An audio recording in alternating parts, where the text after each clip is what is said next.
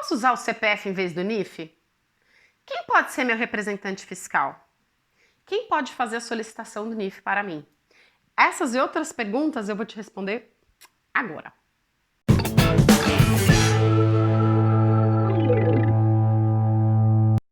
Oi, pessoa que acaba me escrevendo, tudo bem?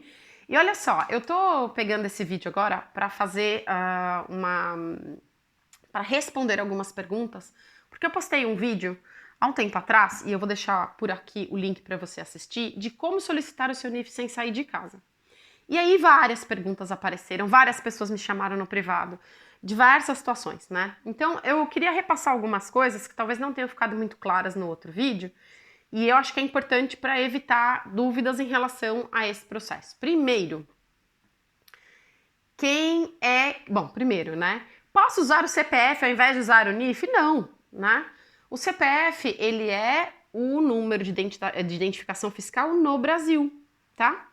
E aqui, o número de identificação fiscal é o NIF. Então, embora eles sejam equivalentes, ou seja, o CPF está no Brasil, está para o Brasil como o NIF está para Portugal, uma coisa não tem nada a ver com a outra. Você não pode chegar em São Paulo ou no Brasil com o NIF, então você não pode chegar aqui com o CPF. São registros diferentes, você não pode usar um no outro, tá bom?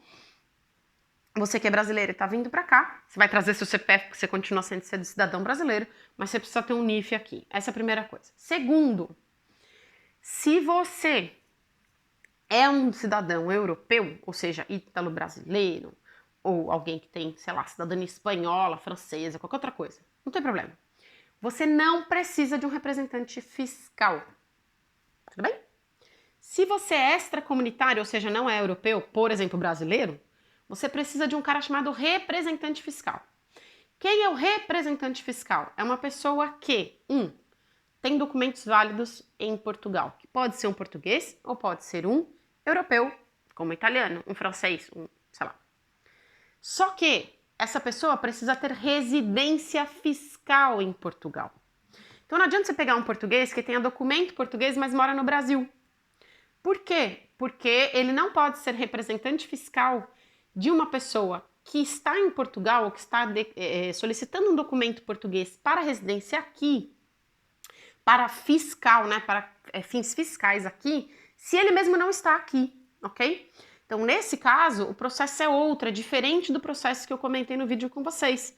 Por quê? Porque no vídeo eu falei sobre pessoas que têm residência em Portugal, né? Representantes fiscais que tenham residência em Portugal. Não é o caso, por exemplo, de um português que tenha residência no Brasil, porque aí ele vai ter que providenciar mais um monte de outras coisas, um monte de documentos autenticados, muda a documentação, tá bom? Terceiro, brasileiros podem podem ser representantes fiscais de outros brasileiros? Podem, se forem registrados com residência já aprovada e com todos os documentos em ordem, inclusive cartão do cidadão. Por quê? Porque eles pedem todos esses documentos na hora de fazer, seja a solicitação, tanto a solicitação do NIF novo, quanto ao representante fiscal, porque na prática quem vai fazer essa solicitação não é você que precisa do NIF, mas é o seu representante fiscal. Você não tem condição. Aqui, agora, como funciona? Ou você vai presencialmente, e na verdade é super desaconselhado, eles estão meio que evitando ao máximo que as pessoas tenham que ir até a loja do cidadão. Então, ou você agenda isso por telefone, e as datas demoram séculos agora, ou alguém que já tem NIF, já tem senha do site das finanças, ou seja, uma pessoa que está registrada aqui, etc., né, que tem NIF, que está registrada como residente aqui, que tem senha do site das finanças, vai poder fazer esse pedido para você, ok? E aí é esse representante fiscal que faz a solicitação. Mas que raios é um representante fiscal? Representante fiscal é alguém que vai se apresentar diante das finanças em seu nome. Então, se você sonegar imposto, é essa pessoa que vai responder para o governo português. Então, pedir um representante fiscal é mais ou menos como pedir um fiador. É mais ou menos como pedir um rim, né? Assim, a gente que já morou no Brasil sabe como é delicado conseguir fiador. Aqui em Portugal também pede-se fiador para muita coisa e, meu, é uma loucura. Principalmente se você é recém-chegado, você não tem fiador porque você não conhece português, né?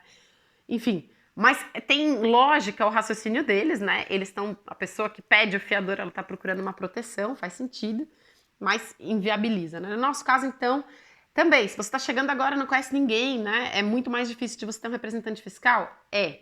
Mas existem empresas que prestam esse tipo de serviço. Uma delas eu vou deixar o comentário ali na descrição, vou deixar o nome da pessoa na descrição.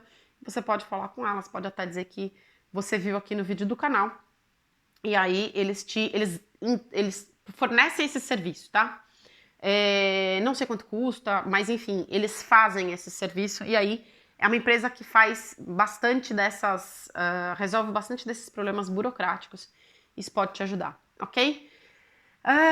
Acho que eu respondi todas as perguntas. Ah, sim, claro. Obviamente a gente está falando de pessoas que estão regulares aqui, né? Sendo representantes fiscais. A gente não está falando nunca de pessoas irregulares.